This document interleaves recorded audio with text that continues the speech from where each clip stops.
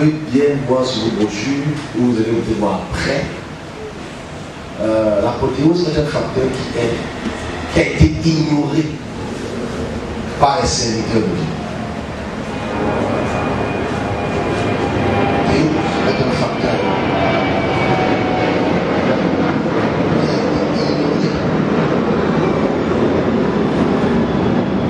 qui a été ignoré par les serviteurs de Dieu. On va expliquer en deux parties ce que je veux exprimer. Ma colère, parce que quand je pense à l'apothéose, je suis en colère. Je suis en colère contre mes collègues. Alors l'apothéosis veut tout simplement faire comprendre, en fait ça veut le mot hypothéosis, c'est-à-dire élevé en tant que théos, élevé en tant qu'une divinité. C'est ça que veut dire apothéosis. Alors si je le dis ainsi, c'est juste pour qu'on puisse comprendre le fait que apothéosis est un facteur qui a été ignoré par les serviteurs, mais accordé par les églises catholiques. Apothéosis. Allons dans l'histoire gréco-romaine. Comme vous avez en main, l'histoire que vous avez en main, ça va vous aider à comprendre les différentes figures et le fait que les hommes peuvent devenir des dieux et le fait que les dieux peuvent devenir des hommes. Je ne veux pas toucher l'ancienne Mésopotamie qui est un facteur clé. Parce que dans la Mésopotamie, c'est normal que les hommes deviennent des dieux et que les dieux deviennent des hommes. C'est normal. Mais je veux qu'on puisse cadrer l'apothéose, qui est une définition. Comme vous avez pu lire, la définition d'apothéose est simple.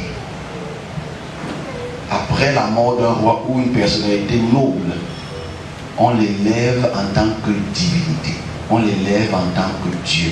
Et cette personne qui est élevée en tant que Dieu, on lui consacre les cultes, les sacrifices et tout ce qui va avec. Donc voilà à peu près ce qu'on appelle l'apothéose. Mais ça allait très anodin. Parce que, ici, comme j'ai dit la semaine passée, la plupart de nos rois romains, parce que j'insiste sur le mot romain, dans l'Antiquité, Alexandre le Macédonien conquit les terres de Grèce et fait une union entre la Grèce et la Macédoine. Il commence à conquérir les terres jusqu'en Grande-Bretagne et va jusqu'aux steppes de l'Azerbaïdjan. Et il prend toute l'Afrique du Nord. Ça, c'est la conquête d'Alexandre. Alexandre le Grand, pour lequel son père s'appelle Philippe II. L'histoire est très importante. Et forcément, quand Alexandre le Grand vient en Égypte, on l'appelle le fils de Ra. On l'appelle le fils de Dieu. Dieu Ra. Bon, c'est important d'abord de faire le lien. Parce qu'on est dans l'Empire grec. Et l'Empire grec domine le monde et la puissance grecque fait en sorte de faire ce qu'on appelle l'assimilation religieuse. Et qu'en fait, toutes les religions convergent vers l'adoption de ce qu'on appelle les cultes grecs. C'est-à-dire Zeus, Athéna, Apollon, tout ce qui va avec. En continuité, les Romains luttent, bagarrent contre les Grecs, et à partir de 64, avant l'ère du Christ, César, tous ceux qui connaissent un peu l'histoire contemporaine romaine, à part Romulus, parce qu'en fait, je ne veux pas commencer avec Romulus aujourd'hui, je vais prendre Romulus la semaine prochaine, pour que vous puissiez comprendre qui est Romulus, qui est le fondateur de la Rome antique, lui-même étant fils d'un dieu qu'on appelle Apollon. Je vais prendre ça après. Parce que c'est important d'abord de faire le lien historique pour qu'on puisse me comprendre. Parce que si on ne me comprend pas, c'est comme si on enlevait. C'est comme si tu vois un grand lézard et tu dis que le lézard là c'est une tortue. Parce qu'on a seulement enlevé sa coquille. On a enlevé sa carapace. Parce que vous savez, enfin j'espère que vous le savez, que la tortue c'est un reptile qui a juste une carapace. On se parle ensemble. Si tu enlèves la carapace de la tortue, c'est comme un varan, c'est comme un grand lézard. On est ensemble? Et c'est ce que le christianisme ou le judéo-christianisme aujourd'hui fait. Ils enlèvent la carapace de la tortue et on croit que c'est un lézard. Parce qu'on enlève le contexte de l'apothéose et on étire ça pour quelque chose d'étrange. On continue. Donc, quand César meurt, comme vous allez peut-être lire dans les prochaines revues, quand César meurt, le principal Sénat décide d'élever Jules César en tant qu'Auguste, en tant que Dieu, fils du Dieu Soleil, fils de Zeus. Et comme vous allez peut-être lire, c'est dans la petite revue, en continuité, tous les rois ou bien tous les empereurs romains étaient élevés au titre de Dieu ou de divinité, étaient appelés à avoir des cultes en leur nom. Je veux que ce soit clair. C'est-à-dire les hommes nobles et les hommes puissants et leur entourage peuvent être élevés en tant que divinité parce que ce qu'ils ont apporté à la nation, à l'empire, ne pouvait pas venir de lui-même. On se comprend? Ça ne venait que de la puissance d'une divinité qui l'a poussé à atteindre cet objectif. Donc on l'élève en tant que divinité, on l'élève en tant que Dieu. Et forcément, tout l'empire gréco-romain avait cette notion historique et culturelle. Je veux qu'on comprenne mon français parce que je veux passer à la prochaine étape. Mes amis, n'enlevez pas la coquille, n'enlevez pas la carapace de la tortue et tu l'appelles le lézard. C'est ce que nous faisons aujourd'hui. On a enlevé le contexte historique parce que je vais entrer dans un sujet qui fait très très mal. La première question qu'on va se poser en 1 heure, parce que je ne veux pas que ça excède 1 heure, parce qu'on va prendre un passage de la Bible pour que vous puissiez comprendre. Ceux qui n'ont pas la Bible là, j'ai une Bible, je ne vais pas vous mentir. Je veux qu'on puisse contextualiser l'empire gréco-romain dans leur concept. Comme je le dis toujours, je prends juste l'exemple. Nous ne parlons pas le français parce que nous voulons le français. Nous parlons le français parce qu'on nous a imposé le français par les colons. Que ce soit clair. Donc, un enfant peut me dire, papa, pourquoi tu parles le français? Non, je suis parti trop à l'école, tu mens. Non, c'est parce que en amont, on nous a imposé le français comme lingua franca. On partons calmement. Donc, si nous sommes dans l'empire romain qui parle le grec comme lingua franca, donc en fait, la langue grecque, pas latine, parce que le latin ça vient après, la langue grecque est la langue qui se parle depuis toute l'Afrique du Nord, toute l'Europe jusqu'à l'Azerbaïdjan. Est-ce qu'on a ça? C'est-à-dire, je m'appelle Yves Justin, pas parce que je m'appelle Yves Justin. Je pense que si on avait été dominé par la Chine, je vais m'appeler Chin Chin Chen. Ok? Vous vous appelez Chin Chien. On se comprend? C'est qu'en fait, pour démontrer cela, on prend seulement les textes dits de la Bible et on essaie de voir l'onomastique. L'imposition hellénistique, c'est-à-dire Jean n'est pas un nom qui est hébreu. Pierre n'est pas un nom qui est hébreu. Paul n'est pas un nom qui est hébreu. Marie n'est pas un nom qui est hébreu. Philippe n'est pas un nom qui est hébreu. Parce que Philippe c'est le père d'Alexandre, la descendance. Donc, même les gens qui sont dans les textes de la Bible, les noms sont grecs. Parce que le texte est en grec. N'enlevons pas la coquille de la chenille. Ou bien, comment on appelle ça? L'escargot. On enlève la viande et on garde seulement le chair. C'est dangereux. C'est très dangereux. Donc, forcément, si la langue parlée est le grec, ça veut dire les personnes qui ont écrit ce texte en grec ont connaissance de l'histoire grecque. Et s'ils ont connaissance de l'histoire grecque, l'histoire des hommes dieux ou des dieux hommes n'est pas inconnue d'eux. C'est inconnu pour nous parce qu'aucun homme ne peut devenir Dieu aujourd'hui. Mais il y a 2000 ans et plus avant, les hommes étaient des dieux et les dieux étaient des hommes. Ouvrons Actes chapitre 14. Ceux qui ont la Bible. Ceux qui n'ont pas la Bible, je vais lire. Je vais lire rapidement parce que je n'aime pas lire ce truc-là. C'est stupide. Je vais lire Actes chapitre 14 rapidement hein, parce que je vais passer rapidement sur ce passage parce que j'ai beaucoup d'autres choses à dire que de m'appesantir dessus. Actes chapitre 14. Je vais lire Actes chapitre 14. C'est que je ne sais pas que je vais encore le truc un jour. Hein. Donc, excusez-moi. Ouh, elle a sorti de la Bible. Oh yeah, you got it, you got it, you got it. Yes. Actes chapitre 14, verset.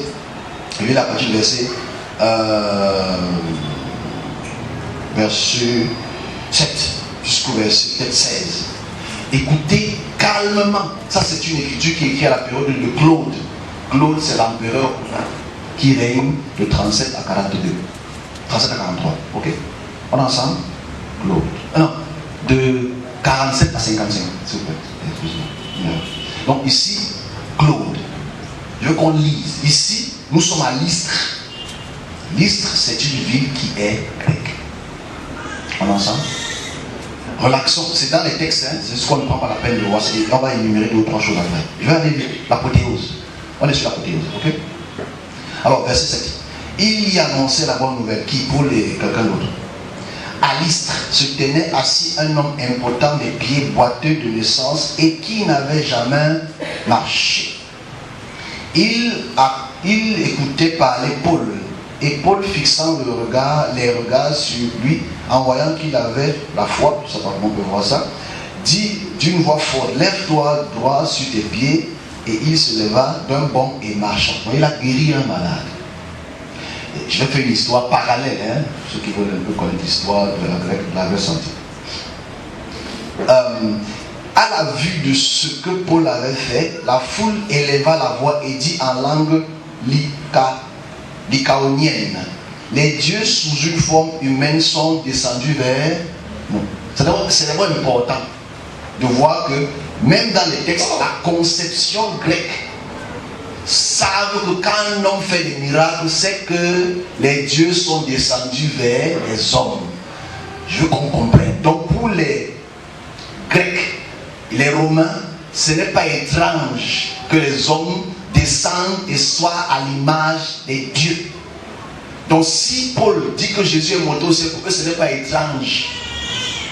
Ce qui peut rendre ça étrange, c'est qu'on dit que c'est le Fils unique. On arrive, on va y arriver. Donc voilà. Il va un peu dire d'autres choses. Mais c'est pas tout. 12. Il appelait Barabbas Jupiter, le dieu Jupiter, right? Il appelait Paul Mercure, parce que Mercure c'est une divinité très importante, on va voir ça peut-être tout à l'heure, parce que c'était lui qui était la parole. Le prêtre de Jupiter, qu'est-ce que le prêtre de Jupiter a fait? Dont le temple était à l'entrée de la ville, amena des taureaux avec des bandelettes vers les portes et voulait de même que la foule offrit un sacrifice. Parce qu'en fait, quand les dieux descendent sur terre, il faut offrir des sacrifices. Je m'arrête là parce que le reste n'est pas. Parce que Paul commence à dire, oh non, il veut commencer à convertir les gens. C'est son droit le plus important. Mais je veux d'abord qu'on comprenne que Paul lui-même est le Tarse. Et que Paul est quelqu'un qui est comme un grec. Il connaît les concepts grecs. Il connaît ce qu'on appelle l'apothéose. Donc c'est encore important qu'on puisse. On reviendra dessus. Cette histoire est parallèle à une histoire très intéressante qui va 2 siècles avant, 1 siècle et demi, 2 siècles avant, avant que la Rome prenne le pouvoir de Philémon et Baucis. Ces 2 êtres qui sont descendus sur terre ont fait beaucoup de miracles et on les confondait aussi à Zeus et à Mars. Mais ici, ce que je veux faire comprendre, c'est ceci. Même dans les textes bibliques, parce qu'on va passer par là, obligatoirement, malheureusement, le concept des hommes qui deviennent des dieux, ou les dieux, ou la théogamie, si vous voulez, c'est normal. Mais pourquoi c'est pas normal pour le lecteur? Parce qu'aujourd'hui, quand tu entends les pasteurs prêcher, c'est extraordinaire que Dieu engendre un homme. Je vais arriver à un point qui fait très mal tout à l'heure. Je vais aller le plus vite possible. Je prendrai des questions après, s'il y en a. Alors, ici, on devrait se poser la question. Est-ce que les gens qui écrivent, dit Matthieu, qui n'est pas un homme hébreu, Luc, qui n'est pas un homme hébreu, Jean, qui n'est pas un homme hébreu, est-ce que ces personnes ont été influencées par les lectures contemporaines? Parce qu'on a de vraies questions à se poser sur la naissance et la mort de Jésus. Et faire une comparaison historique avec son plus grand rival. Parce que Jésus avait un rival qu'on ne vous dit pas. À cause de l'Empire romain qui a obscurté cette réalité. La prochaine brochure, je vais vous poser cela. Jésus avait un grand rival qui s'appelait Apollonius. C'était son plus grand rival. Mais personne n'en parle parce que l'Empire romain l'a dominé. Il faut savoir que les premières écritures, parce que c'est important, les premières écritures du plus grand ecclésiaste chrétien de l'Empire romain à la période de Constantin s'appelait Eusèbe de Césarée. Eusèbe, c'était un apologétique. Quand il te parle du Christ, il faut que les gens aujourd'hui sachent qu'est-ce que Eusèbe avait in the head. Parce que Eusèbe qui a forgé notre conception avec d'autres évêques. Il faut qu'on aille doucement dans cette histoire-ci. Je veux que les gens écoutent ça calmement. Eusèbe a écrit des textes qui étaient contre un autre savant qu'on appelait Héroclès. Héroclès n'était pas un chrétien. Héroclès vraiment était un anti-chrétien. Je vais déposer un texte d'Héroclès dans notre prochaine revue. Très intéressant. En fait, Héroclès a lu les textes, même s'ils sont fragmentés aujourd'hui, a lu les textes de ce qu'on appelle Apollonius. Et il faisait l'apologie d'Apollonius. Quand Apollonius a fait les mêmes miracles que Jésus, a guéri les malades, a délivré les captifs, a même été élevé au ciel. C'est important de le dire, ça on le sait parce que la puissance chrétienne a obscuré ces réalités. Mais Eusèbe lui dit que les miracles que Apollonius faisait, c'était le diable qui était en lui. Ce n'était pas l'Esprit de Dieu, mais que Jésus c'est le Fils de Dieu. Alors, je veux qu'on puisse aller dans ce sens-là. Jésus, le Fils de Dieu. Jésus, le Fils de Dieu. Tout le monde aujourd'hui sait que Jésus, c'est le Fils de Dieu, mais on a décontextualisé la conversation. Allons-y calmement. Si je veux éduquer mes collègues, je souhaite éduquer mes collègues. Parce que je dis encore, on a enlevé la carapace de la tortue, on a laissé le varan marcher, on appelle ça, le varan. Alors qu'on ne sait pas que si on remet sa carapace, ce n'est qu'une tortue de mer. Je recommence encore. C'est une parabole que j'ai créée ce matin. On regarde le varan, on regarde le grand, on dit, c'est un grand lézard. Comment le lézard n'a pas d'écailles? Non, c'est une nouvelle espèce. Non, c'est pas une nouvelle espèce. On a seulement cassé sa carapace. Et si on la laisse comme ça, elle se meurt. Elle se meurt. On a posé la question, pourquoi est-ce que la tortue a une carapace? Et pourquoi est-ce que les grands lézards n'ont pas de carapace? Je dis bien, quand on parle du concile de Nicée, même s'il y a eu des conciles avant, ce sont des évêques de l'Empire romain qui se sont réunis pour 3 points. Ce n'était pas pour constituer la Bible, absolument pas. Il faut que les chrétiens écoutent ceci. C'est révoltant. Avant d'entrer sur le concept du Fils, dans son étymologie, parce qu'il y a des exégètes bibliques qui ont enlevé la tortue et ils ont laissé la carapace. Et ils sont fiers de parler de ça. Le concile de Nicée, la première chose, c'était comment décaler les 14 jours de Nissan, c'est-à-dire la fête de la Pâque. Comment décaler aussi ce qu'on appelle la Pâque, qui est le samedi, parce que c'est à partir du concile de Nicée l'adoration du dimanche sont quittées du samedi au dimanche. C'est bon d'avoir l'information. On se comprend? C'est à partir du 4e siècle qu'on a décalé l'adoration du samedi au dimanche. Et forcément, ceux qui connaissent un peu les textes juifs tu dois savoir que la Pâque, c'est à partir de vendredi 17h jusqu'à samedi 17h. Ça a été décalé. Bon, déjà, ils ont changé la Bible. Après, ils ont changé les textes hébreux. Parce qu'ils voulaient se détacher des concepts hébraïsants. Ça, c'est le 1. Le 2, qui est le problème le plus important que les christologues ne veulent pas prendre en compte.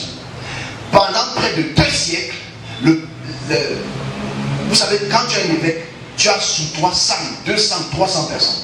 Parce qu'évêque veut dire que tu es le superviseur, le bishop. Et forcément, si tu supervises une grande population, et que la population commence à se diviser à cause des concepts théologiques, l'empire se divise. Je recommence. Parce que c'est le facteur le plus important pourquoi Constantin a fait ce concile. Il n'a pas fait ce concile par volonté de Dieu, c'est par volonté d'unir l'empire romain qui était déjà divisé sur les concepts de la Trinité. Je veux qu'ils comprennent cela. Prends ça dans le sens géopolitique, pas dans le sens spirituel. Parce qu'à la fin, Constantin n'était pas un chrétien. Constantin adorait Sol Invictus, même jusqu'à sa mort. Là, c'est pas un débat, c'est un fait. Si ça tombe, la tombe est là aujourd'hui, il faut aller voir. On continue. Donc, il y avait un débat très important qu'on appelle le débat arien et le débat nicéen, généralement. C'est-à-dire, est-ce que Jésus est subordonné à Dieu? C'est-à-dire, parce qu'on dit Dieu là, c'est pas le bon mot. Est-ce que Yahvé, parce qu'il ne faut pas dire Dieu, est-ce que Yahvé est supérieur à Dieu ou Yahvé est supérieur et égal à Dieu? C'était ça le débat. Je recommence une chose que le serviteur de Dieu doit se réveiller brutalement. Quand je découvre ça en 2020, je suis offusqué. Parce que moi, je connais celui qui m'envoie. On se comprend? Je connais celui qui m'envoie. Il n'est ni homme, ni femme, ni chair, ni bouc. On se comprend? C'est énervant que les gens ont réfléchi à notre place et nous ont imposé une trinité qui n'est inexistante dans le concept de la création. On continue. Donc, les évêques au nombre de à peu près 300, ça dépend de quelle version on lit, se sont donc réunis par association politique pour combattre ce qu'on appelle l'arianisme. C'est-à-dire, Dieu est supérieur et a engendré son fils. Parce que les textes le disent. Mais pour que l'empire romain nicéen, entre guillemets, ne puisse pas être polythéiste, il fallait rejoindre les troupes. Mais quand tu écoutes ce qu'on appelle le creed, c'est-à-dire la confession de foi, tu te poses beaucoup de questions. Donc il y a des débats. Ces débats prennent des jours. Les gens se posent des questions sur les textes. Est-ce que Jésus est fils de Dieu ou est-ce que Jésus est Dieu? Et on va se poser ces bonnes questions. Mais là où moi je veux tirer, ce n'est pas dans le sens des textes. D'abord, c'est dans le texte, dans le sens d'abord. Écoutez mes amis, qu'est-ce que les hommes de l'Empire romain ont comme culture? Qu'est-ce que les hommes romains, depuis des centaines d'années, ont comme culture?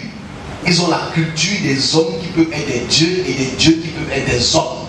D'abord, ça veut dire que quand il réfléchit, il est influencé par sa réflexion culturelle. C'est comme aujourd'hui les églises dites de réveil qui font encore les lavages au village. On se comprend? C'est comme peut-être les églises catholiques aujourd'hui qui n'empêchent pas les gens d'aller voir Magne au village. Tu n'as pas laissé ta culture. Tu fais ce qu'on appelle un synchronisme entre ta culture et la religion dite chrétienne. Est-ce qu'on est ensemble? Donc la pensée des évêques n'est pas dans le sens christologique d'abord, mais dans le sens culturel. La culture gréco-romaine n'est pas contre la Trinité et la multité. Parce qu'en fait, ils ont des multitudes de dieux. Donc ce n'est pas très différent du concept chrétien. Seulement, il y avait après destruction du temple, c'est devenu un Dieu unitaire. C'est devenu un Dieu polyarque, c'est-à-dire il y a un Dieu au-dessus des autres dieux. Ok? C'est-à-dire, il voulait donc unir cette notion que Yahvé est un. qu'on a engendré avant la création. Mais c'est un faux débat. Parce que si on va dans le débat dans le sens pur du terme, on doit se poser une question. Intelligente. Laissons la foi, prenons les textes. Jésus est fils de Dieu. Je me pose la question. Marc n'en parle pas. C'est quand même une information très importante que Marc aurait pu dire. Deuxième point, sur Jésus fils de Dieu, c'est la conception s'est passée comment? Parce que dans la théogamie, quand un Dieu couche avec un homme, quand un Dieu couche avec une femme, il donne naissance à des fils de Dieu. Même l'Ancien Testament le dit. Bon, est-ce que Jésus est le fils de Dieu? Parce que le christianisme a enlevé ce concept de conception homme et femme, ou esprit et femme pour créer. Parce qu'en fait, quand tu lis Luc chapitre 2, elle a été couverte par le Saint-Esprit. Mais le vrai problème, c'est contradictoire. Première contradiction. Est-ce que Jésus, donc, est le roi des Juifs? Parce que s'il est le roi des Juifs, son père doit être David. Mais son père n'est pas David. Puisque Joseph n'a pas couché avec Marie. Est-ce qu'on est ensemble? Donc déjà c'est une version qui doit être mise, parce qu'il ne peut pas être le roi des Juifs entre guillemets, parce qu'il ne respecte pas la posologie de 2 Samuel 7. Il ne respecte pas. Et s'il est fils de Dieu, on a des questions à se poser dans sa méthode d'action. C'est-à-dire, comment est-ce qu'il a été conçu? Donc voilà une problématique, mais qui ne dérange pas le prêtre du 1er, 2e, 3e siècle. Parce que pour lui, c'est normal qu'un Dieu peut devenir un homme et qu'un homme peut devenir un Dieu. Mais le vrai problème qui est énervant, comme je le disais plus tôt, c'est comment est-ce que nous, serviteurs de Dieu, on peut accepter les concepts aussi fallacieux et utopiques des personnes qui avaient des notions culturelles, polythéistes et théogamiques. Comment on peut accepter que près de 300 personnes se réunissent pour débattre ce qui est Dieu alors qu'ils n'ont jamais entendu parler de lui? Parce que tout ce qu'ils entendent parler de ce qui est entre guillemets Dieu, c'est leur concept culturel. Imaginez-vous qu'on siège à votre place pour voter. Imaginez-vous que le serviteur de jour aujourd'hui s'asseye et discute encore de cette apothéose, débattre sur l'apothéose, comme il y a près de 2000 ans. Parce qu'on ne s'est pas posé la question, est-ce que ces évêques qui étaient assis étaient même appelés par le Créateur pour débattre d'un sujet qui n'a aucune notion de compréhension? Parce que le débat était jusqu'au 7e siècle. C'est ce qu'on a banni et tué beaucoup de personnes qui étaient dans la direction de Darius. Tué, parce qu'en fait, il fallait garder ce côté nicéen. Et les catholiques ont bien gardé cela en intégrant les saints, l'apothéose. Parce qu'on oublie ça aujourd'hui, que même les papes sont divinisés. Ils ont gardé la même culture. Même Mère Thérèse a été divinisée. Si tu poses de bonnes actions, cette culture est maintenue parce que c'est l'église romaine catholique. Je n'ai rien contre les catholiques. Je m'adresse aux serviteurs. Les serviteurs qui disent que dans la Genèse, il y a la Trinité. Les serviteurs de Dieu qui disent que quand Abraham a reçu les 3 anges, c'était la Trinité. Ils voient la Trinité partout. Mais ils ne se posent pas la question de 1 Jean chapitre 5. À partir du verset 5 jusqu'au verset 9, si ce texte-là existait. Parce que ce texte n'en est pas dans les manuscrits du 4e siècle. C'était dans les manuscrits du 11e siècle. Donc c'est-à-dire il y a un seul, entre l'eau, le sang et l'esprit. Ce n'est pas dans les textes d'origine. Ça a été ajouté et accordé. Parce que ce texte accorde la Trinité. Donc revenons sur l'apothéose. Il faudrait donc en quelques minutes, parce que j'ai fini, il faudrait donc en quelques minutes qu'on puisse comprendre les choses. Avant d'entrer dans d'autres détails qu'on va faire les semaines d'après, parce qu'il faut quand même garder l'envie d'écouter et de comprendre ce qu'on appelle l'apothéose. L'influence des textes. Les textes sont purement influencés et comparatifs à la période contemporaine des rois actuels de la période romaine. C'est-à-dire, quand tu prends le Christ ou la figure christique, on a se posé beaucoup de questions. C'est-à-dire, est-ce qu'il est Christ du Père? Est-ce qu'il est Christ prêtre? Christ veut dire quoi? Parce que je pense que le chrétien aujourd'hui ne sait pas ce que ça veut dire Christ. Parce qu'aujourd'hui, quand tu dis Christ, Christ pour toi c'est Dieu. Pourtant, Christ veut dire être oint. Tout simplement. Et si tu es oint, c'est que quelqu'un t'a oint. C'est important d'abord de distinguer déjà les erreurs de grammaire ou les erreurs de définition qu'on a définies d'une autre manière. Un Christ ne peut pas être Dieu. Et je m'arrête même là pour dire, s'il vous plaît, mes amis, quand tu lis les textes dits synoptiques, quel est, parce qu'on parle du Christ et de Dieu, et l'apothéose, quel est le centre névralgique des évangiles? Verset 1, chapitre 1 de Marc, de Matthieu. Voici la généalogie de Dieu. C'est ça? Non, c'est voici la généalogie de Jésus-Christ. Donc, le but de l'écriture, ce n'est pas de te montrer que Christ est Dieu. Le but de l'écriture, mais comment est-ce qu'on peut... Je ne vais pas dire ce mauvais mot. Le but de l'écriture, c'est de montrer que Jésus est un Christ, en passant par sa généalogie qui est d'abord bancale comme mes propres pieds. Parce que la généalogie de Luc et de Matthieu sont absolument différentes. Non, c'est d'abord important, parce qu'en fait, j'ai l'impression que quand les gens lisent l'écriture évangélique, on ne comprend pas pourquoi est-ce qu'on veut te montrer qu'il est un roi. Pourquoi est-ce qu'on veut te montrer qu'il est le roi des Juifs? Et pourquoi on veut te montrer qu'il est remonté au ciel? C'est d'abord la première des choses qu'il faut voir à quel point l'influence de l'écriture des personnes qui écrivent sur la période romaine ont été influencées par l'histoire contemporaine de tous les rois qui étaient influents et qui sont morts, qui étaient divinisés.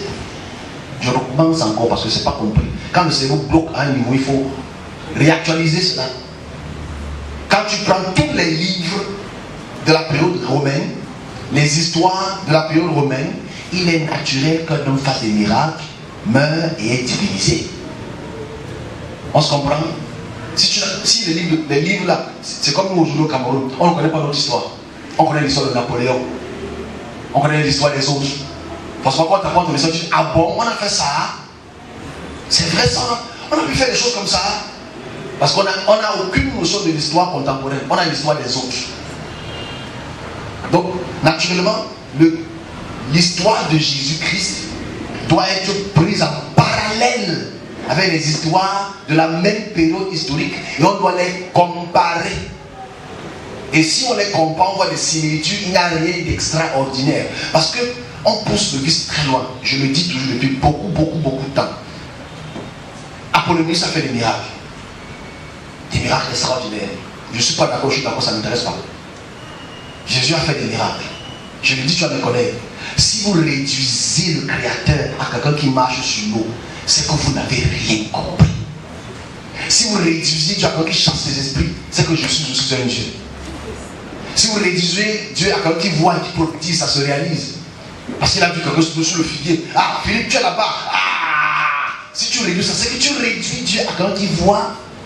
C'est que tu me rends Dieu.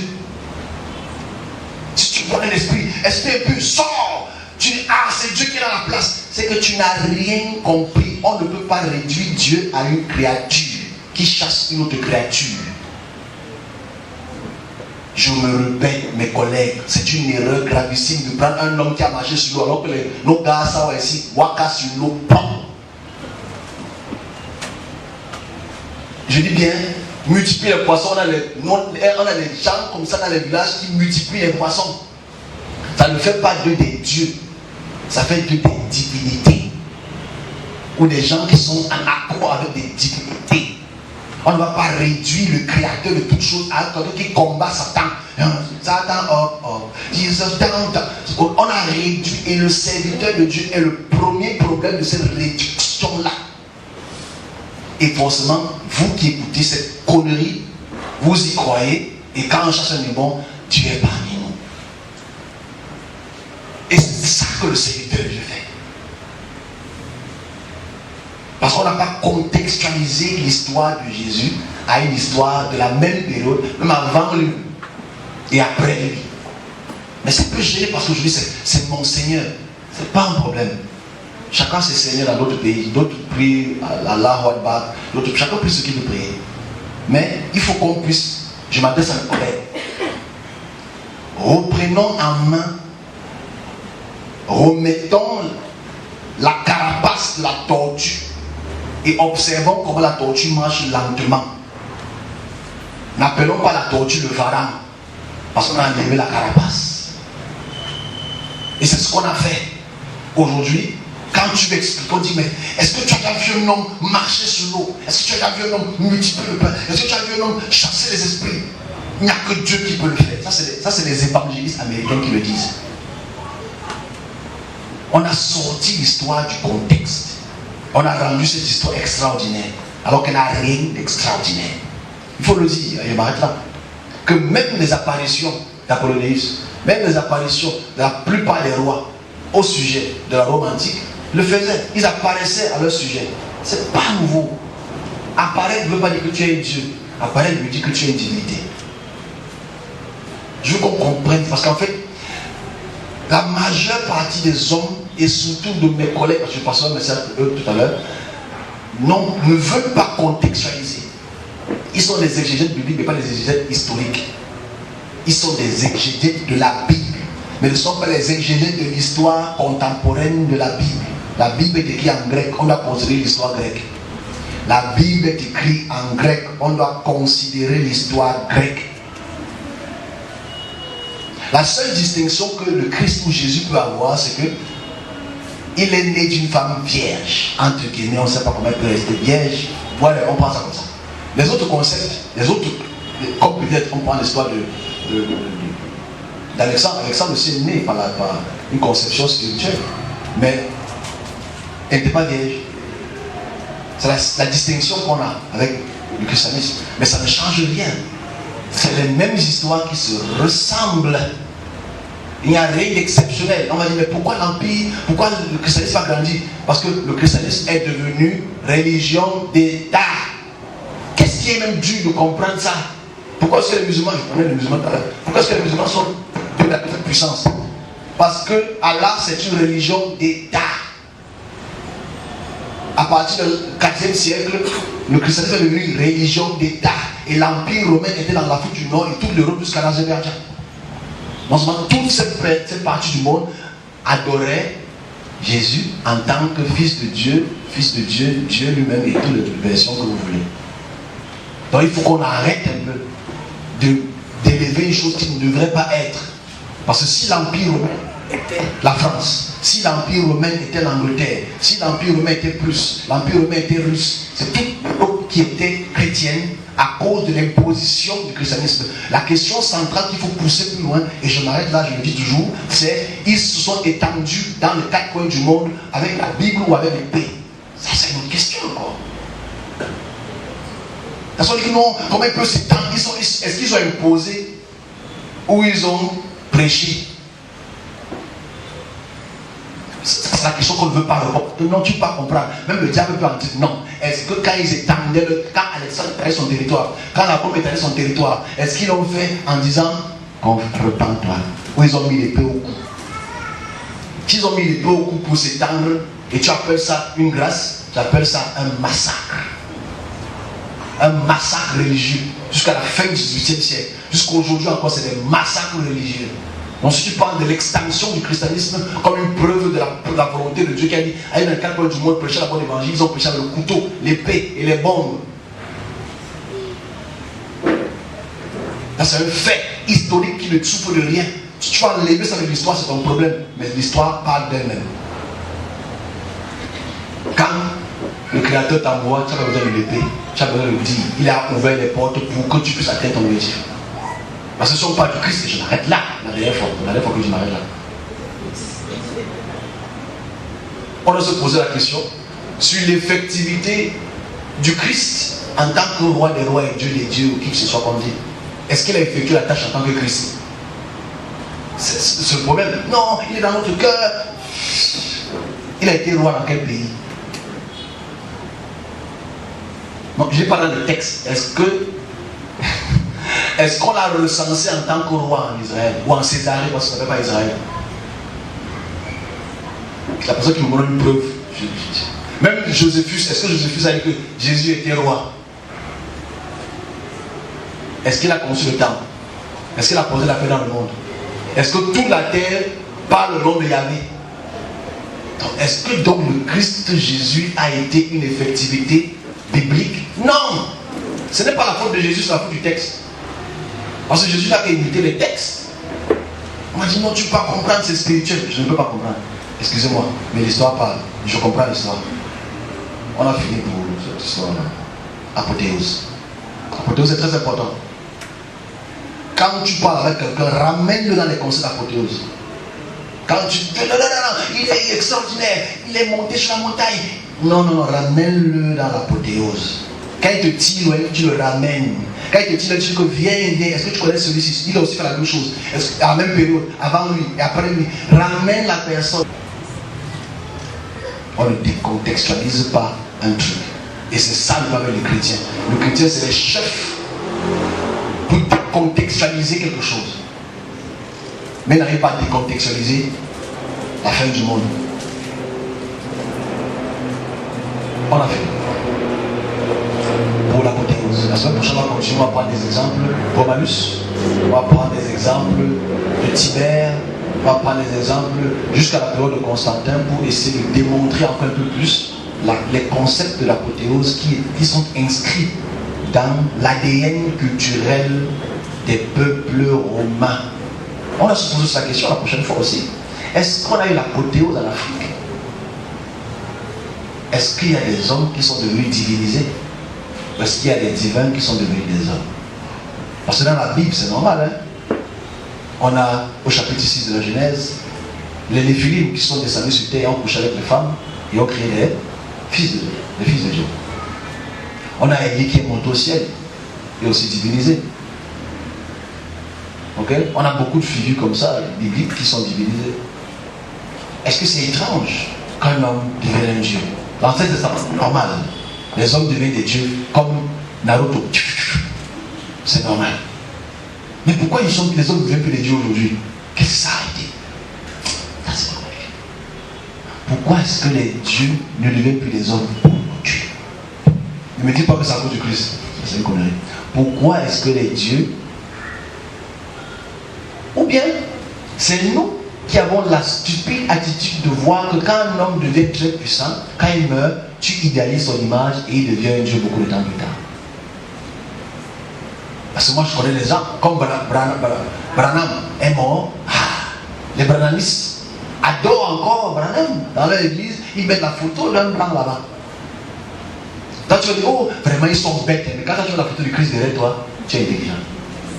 C'est le même cerveau qui ne réfléchit pas normalement. Donc quand tu préfères mettre Jésus comme ça, et il n'a pas le droit de mettre Branham. Quand tu as le droit de mettre Marie qui a les mains croisées, même si tu décolles, ça ne peut pas se décoller parce que c'est le mal. Mais pour Branham, tu dis non. Il y a des moments où le cerveau ne veut pas réfléchir au bon endroit.